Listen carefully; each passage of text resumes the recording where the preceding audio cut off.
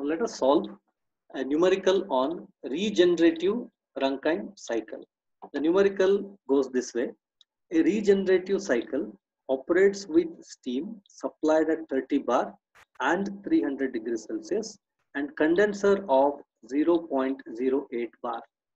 The extraction points for two heaters, which is of open type, are at 3.5 bar and 0.7 bar. Calculate the thermal efficiency of the plant neglecting pump work. Show the PS diagram. This is the numerical. Now, the regenerative cycle is this. So in the regenerative cycle, you can see that the expansion of steam at condition 1. The condition 1 is given, which is at 30 bar and 300 degrees Celsius. Now we need to understand what is the condition of steam that enters into the turbine. That is the first thing. And in order to calculate the efficiency from H1 to H10, all these enthalpies must be calculated based on the condition of steam. So here the main purpose is we need to understand the condition of steam at various points and how to calculate these enthalpies. You will have to refer the steam table for this. Now, as explained, in a regenerative cycle, there are 2 points at which the steam is taken away. At point 2, it is M1 kg that is taken. So 1 to 2 is an expansion. On the TS diagram, let us understand both these. So on the TS diagram, 1 to 2. Condition 1 is a superheated steam because at 30 bar and 300 degrees Celsius, at 30 bar, the saturation temperature is 233.8 degrees Celsius. So this is greater. T1 is greater than this, indicating that it's a superheated steam. So at superheated steam enters into the turbine, there is an expansion taking place from 1 to 2. So let us see that 1 to 2 is an expansion taking place of 1 kg of steam. So between these pressures P1 and P2, what is P1? P1 is 30 bar and P2 is this 3.5 bar. 3.5 bar, there is an expansion. What is the mass of expansion? It is 1 kg from 1 to 2. It is superheated to wet steam. So let that condition be X2. X2 is the dryness fraction at 0.2. And from 2 to 3, there is an expansion again in the turbine. When M1 kg of steam is taken away, what is left is 1 minus M1.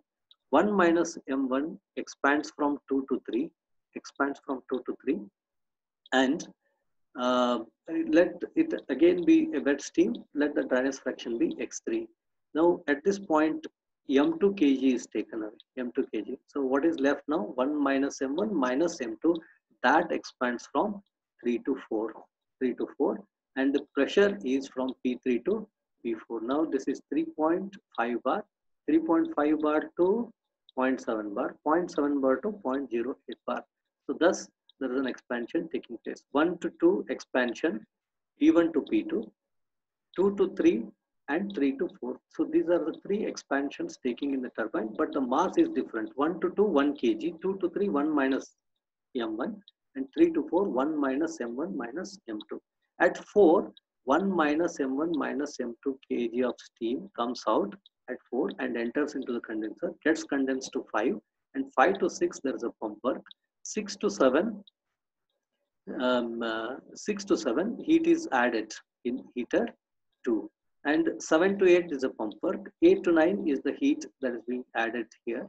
So 9 to 10 again there is a pump work. 9 to 10 is a pump work.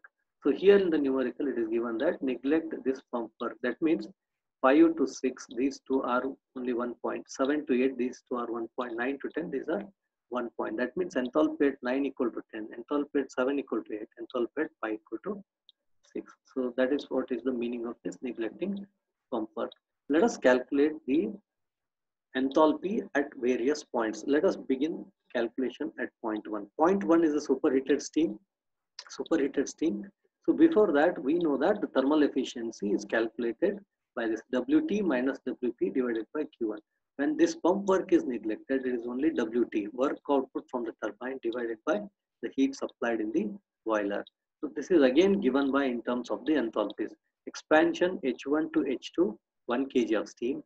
2 to 3, 1 minus M1. So 1 minus M1 into H2 minus H3. So here steam is 1 minus M1 minus M2 into H3 minus H4. Thus you can calculate this value of WT, and the efficiency, the Q1 is H1 minus H10.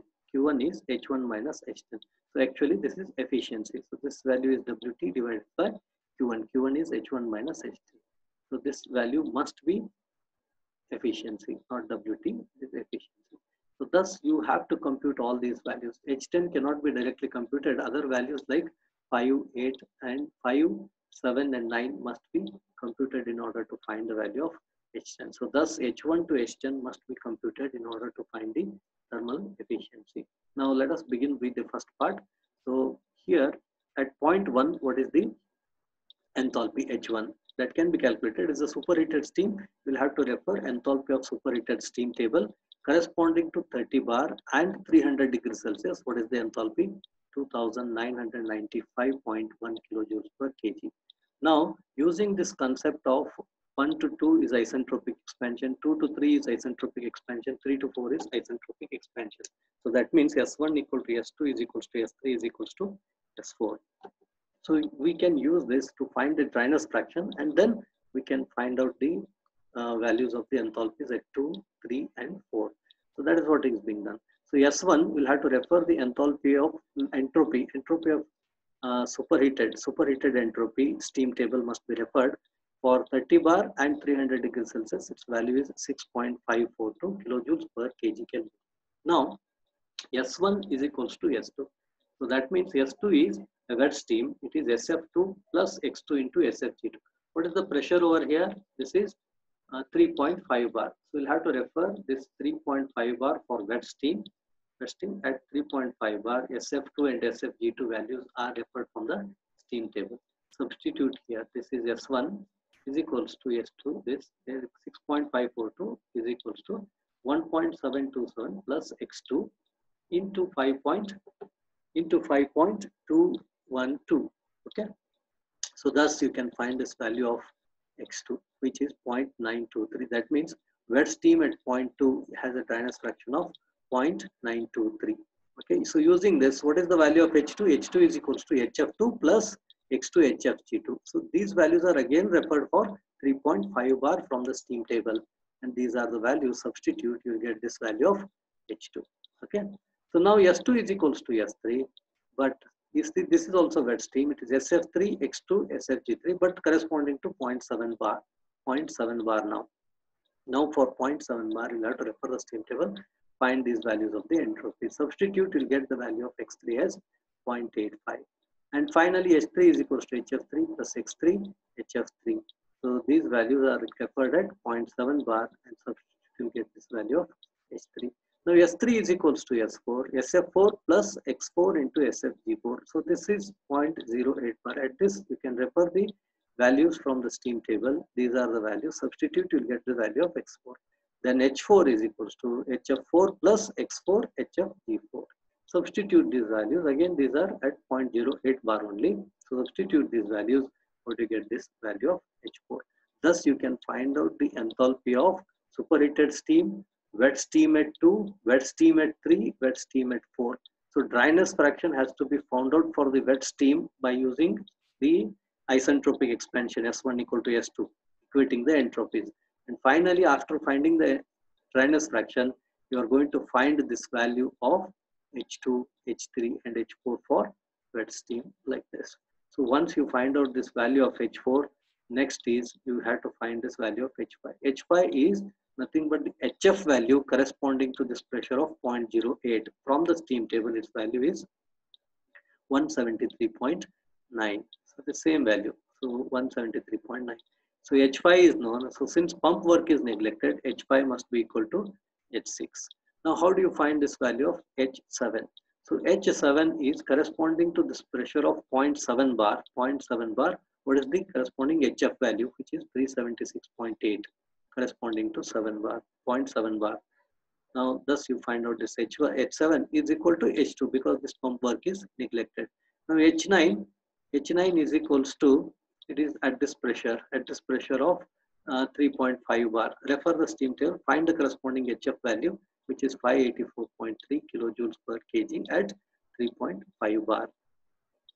This is also equal to H10 because this pump work is also neglected. So thus you can find out all these enthalpy values from the steam table, knowing the condition of steam.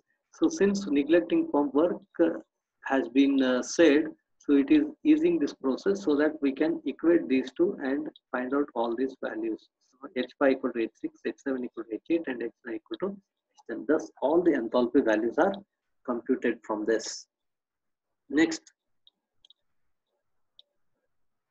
in order to compute this value of the efficiency, what you require is the values of M1 and M2. How do you find this value of M1 and M2? It is very simple. From this, you can see that how do you find this value of M1 and M2? You will have to make use of the energy balance equation. Now, considering heater 1, what are all the inputs and what are all the output points? If you see, one is from the M1 kg of steam from the boiler. M1 kg of steam from the, it is from the steam table, so steam turbine. And this is from the condenser, this value. So it is entering at 8. 2 is from the turbine, okay, after partial expansion, M1 kg. What that finally comes out is 1 kg of steam. This is 1 minus M1 plus M1 is 1 kg. So it is 8, it is 2, it is 9. So it is very much clear from this. This is going to be 2. This is going to be 8 that is entering and coming out as 9. So knowing this, I can find out the value of M1 by energy balance at heater 1. So energy balance, what are the input points? M1 into H2. M1 into H2 plus 1 minus M1 into H8 must be equal to H9 into 1. This is 1 kg. So 1 minus M1 plus M1 becomes 1. So 1 kg comes out at 9. So this equation can be used. 1 minus M1 H8 plus M1 into H2 must be equal to H9. So here only unknown is M1. So express this in terms of M1, which is H9 minus H8, H2 minus divided by H2 minus H8.